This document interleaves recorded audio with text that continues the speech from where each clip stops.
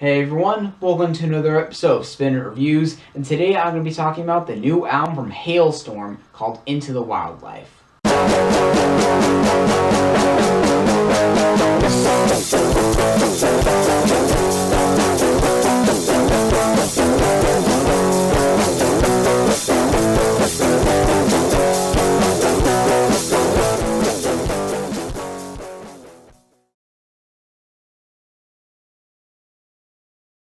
Halestorm is a hard rock band who I've been a decent fan of over the last few years. Their first two albums, self-titled, and my favorite, The Strange Case Of, were characterized by great guitar and drum work, nice pop sensibility to it, and of course the powerhouse vocals of Lizzie Hale.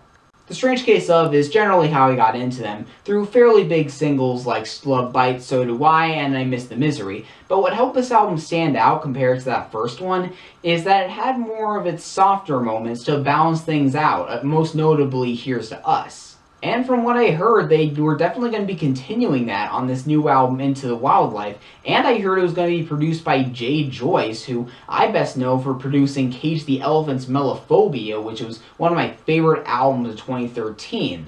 Unfortunately, this is also by far my least favorite Halestorm album to date. Now, I might have mentioned Melophobia, but this reminds me more so of another album Jay Joyce produced recently, Eric Church's The Outsiders, and like that album, Into the Wildlife is an unfocused mixed bag that essentially tosses consistency out the window altogether, not just in the musical styles they go into, but also the quality of the songs themselves. Probably the worst production on this album comes on the opener Scream, which is garbage in two ways. One, because it's a faceless, generic, taking on the world anthem, a fairly recurring thing here, unfortunately. And also, it sounds like the band just got into that 90s electro rock style characterized by bands like Garbage, and decided, hey, let's just do a bad impression of them for no reason to open our new album. That's a good idea.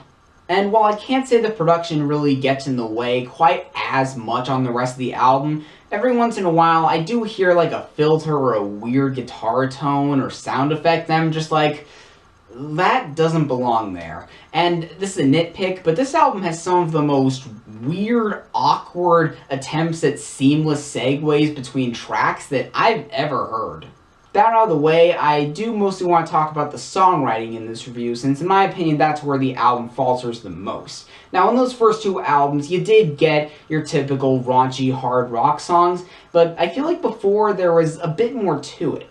Maybe an undercurrent of self-awareness, or some cool word choice, or just a ridiculously catchy arena-ready chorus.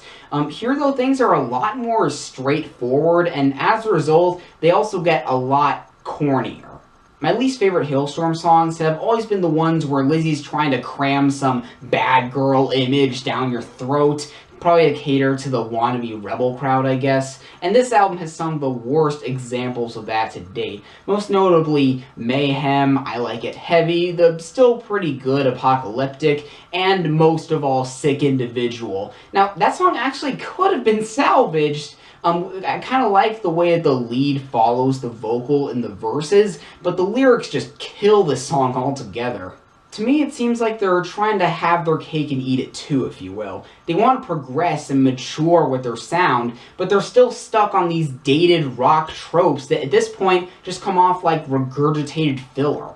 And this, unfortunately, even applies to a ballad like The Reckoning, an otherwise okay breakup song made hilarious by the chorus that essentially goes for the Katy Perry Dark Horse angle of, if you do anything mean to me, I will end you like the goddess of rage that I am, and unfortunately succeeds. Speaking of ballads, as much as I want to appreciate the sentiment in Dear Daughter, there's really nothing in this song that hasn't been said in 100 other songs that say the same thing better and sound just like it too.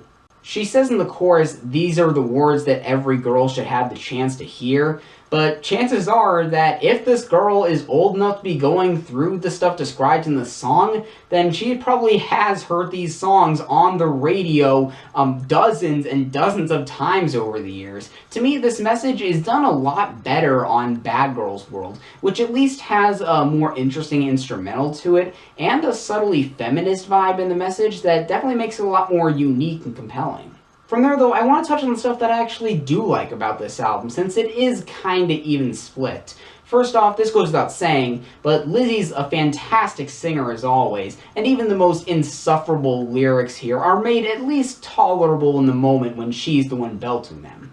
Plus, I mentioned earlier that Halestorm can get around somewhat cliche lyrics if everything else around it is great, and that's exactly the case on the songs I Am the Fire and Amen, which are, at the end of the day, really good, rousing hard rock anthems. I also mentioned Eric Church earlier, and the connections don't stop at the producer. Halestorm actually opened up for him on his world tour last year and early this year, and you can definitely hear the mid-tempo country influence sort of bleeding through on a couple tracks here, and just so coincidentally, those happen to be two of my favorite songs on the album.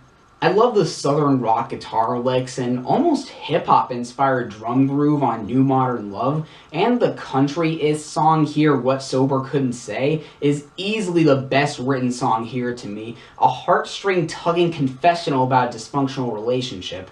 But of course, the song right before it, Apocalyptic, tackles the exact same subject matter, and does it in a sloppier, cheesier, and even more morally questionable way, and is a prime example of how insanely incohesive this album is.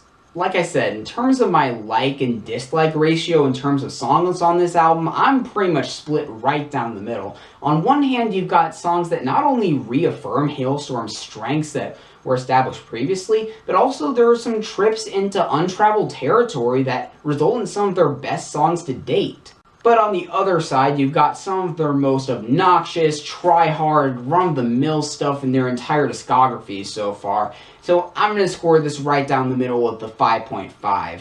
Check it out if you're a fan, I guess, but if you're looking for more of a balanced and coherent project, then I'd go to The Strange Case of instead.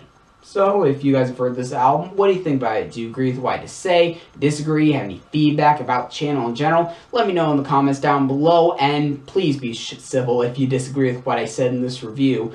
Share this around with anyone who might be interested. Like the Facebook page in the description for updates, and hopefully I'll see you in the next episode of Spin It Reviews.